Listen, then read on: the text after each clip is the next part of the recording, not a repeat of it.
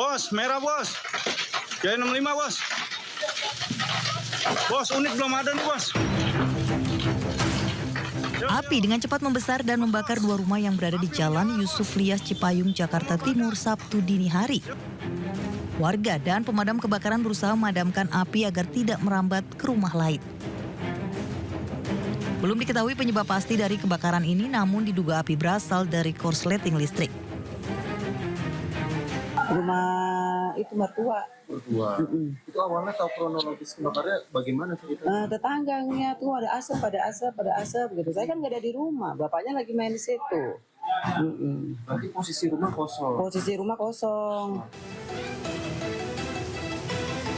Api berhasil dipadamkan 1 jam kemudian setelah 13 unit mobil pemadam kebakaran dikerahkan ke lokasi. Tidak ada korban jiwa dalam insiden ini dan kasusnya ditangani Polsek Makassar. Dari Jakarta, Sofian Firdaus, iNews melaporkan.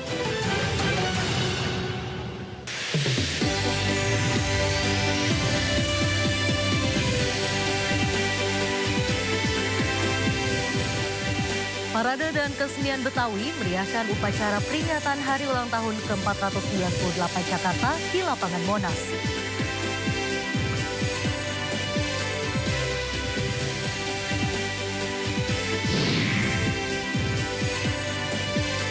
Amerika Serikat membom 3 lokasi nuklir milik Iran. Hal ini semakin meningkatkan tensi konflik Iran dan Israel.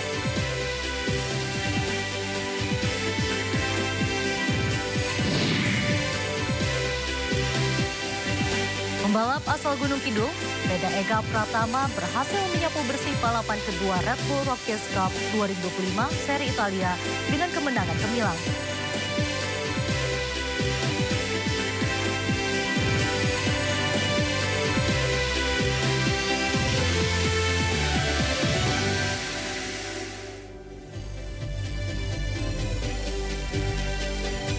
Halo pemirsa, Sindo Malam hadir dengan beragam informasi terkini tanah air serta mancanegara. Bersama saya Raisa Nadia, inilah Sindo Malam selengkapnya.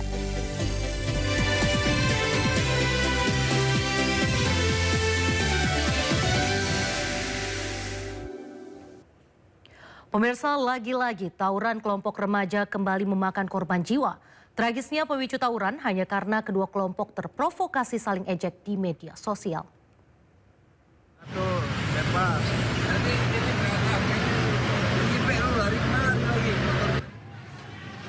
Tawuran terjadi di ruas jalan DI Panjaitan di depan gerbang tol Kebonanas, Kecamatan Jatinegara, Jakarta Timur, Minggu dini hari. Dua kelompok remaja ini saling serang menggunakan senjata tajam dan batu. Aksi tawuran ini sempat membuat kendaraan yang melintas terpaksa berhenti agar tidak terkena imbas tawuran. Akibat tawuran tersebut, satu remaja tewas menjadi korban akibat terkena sabetan senjata tajam. Silakan langsung dicolek aja Pak Citra untuk.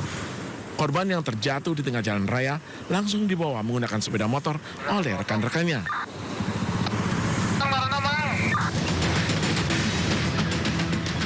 Sementara itu, petugas kepolisian sektor Jatinegara yang tiba di lokasi langsung melakukan pengecekan di lokasi kejadian.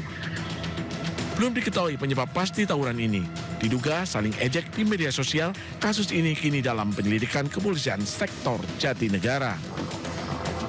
Dari Jatinegara, Jakarta Timur, Rio Manik, iNews melaporkan. Pemirsa, 4 orang preman yang kerap meresahkan sopir angkot dan pedagang di kawasan Pasaraya, Kota Padang, Sumatera Barat berhasil diringkus tim Klewang Satreskrim Polresta Padang. Salah satu dari pelaku bahkan membawa senjata tajam yang digunakan untuk menakuti korban.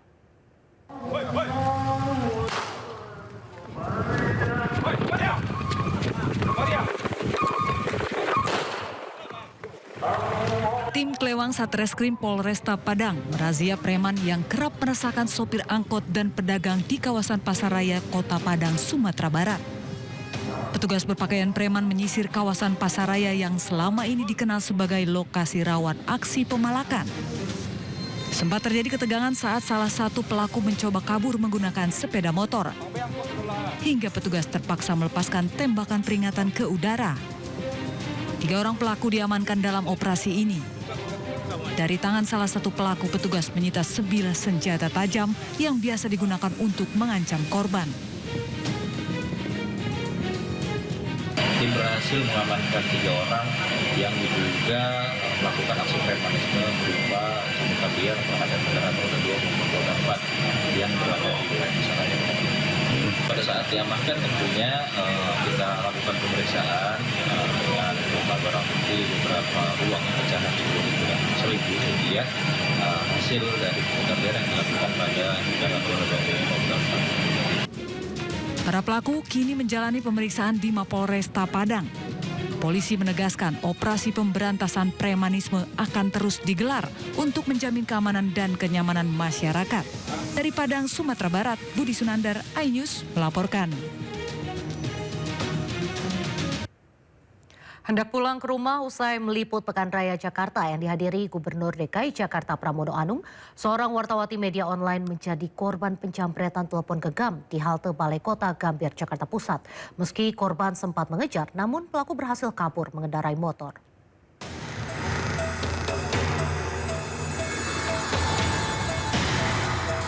CCTV yang terpasang di depan gerbang utama Gedung Balai Kota DKI Jakarta, Jalan Medan Merdeka Selatan, Gambir, Jakarta Pusat, merekam detik-detik penjamretan yang dialami seorang wartawati media online. Korban berlari kencang usai ponsel miliknya dirampas pelaku jamret yang beraksi menggunakan sepeda motor. Aksi penjamretan terjadi usai korban melakukan peliputan Pekan Raya Jakarta 2025 yang dihadiri Gubernur DKI Pramono Anung di kawasan Kemayoran. Korban yang ikut dengan rombongan menggunakan bus dari Balai Kota turun bersama rekannya di halte depan Gedung Balai Kota. Namun saat mengeluarkan ponsel dari dalam tas, tiba-tiba langsung disambar oleh pelaku. Kita berdua lagi garap sebentar banget itu mau nyelesain berita yang di Jakarta Fair. Itu selang waktu 5 menit kayaknya tiba-tiba HP yang aku pegang itu dijamret sama orang yang pakai motor metik. Aku sadar kalau HP itu dijamret, terus aku berusaha untuk mengejar si penjamret ini yang naik motor, tapi nggak kekejar. Ironisnya, meski merupakan kawasan ring 1 kantor gubernur, namun kawasan tersebut rawan penjamretan. Berbekal rekaman CCTV, korban lapor ke Polsek Metro Gambir. Dari Jakarta Pusat, Rani Sanjaya, iNews melaporkan. Informasi berikutnya pemirsa, Menteri Agraria dan Tata Ruang Badan Pertahanan Nasional Nusron Wahid angkat bicara terkait Pulau Panjang Sumbawa, Nusa Tenggara Barat yang dijual di situs luar negeri Private Islands Online dan sejumlah pulau lain di Indonesia. Inilah video tangkapan layar dari sebuah situs luar negeri Private Islands Online yang menjual Pulau Panjang Sumbawa, Nusa Tenggara Barat, meski tidak mencantumkan nominal harga. Selain Pulau Panjang, ada sejumlah pulau di Indonesia lainnya yang juga dijual dalam situs tersebut. Di antaranya ada Pulau Seliu di Belitung dan Pulau Anambas di Riau. Menteri ATR BPN Nusron Wahid saat ditemui di Bandara Internasional Soekarno-Hatta Tangerang, Banten, mengatakan tidak ada satupun pulau di Republik Indonesia yang bisa dijual termasuk di situs online.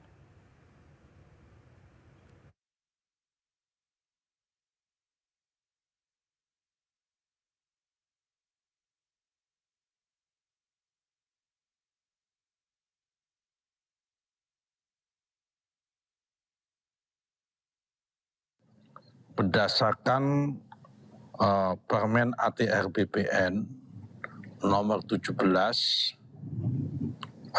tahun 2016,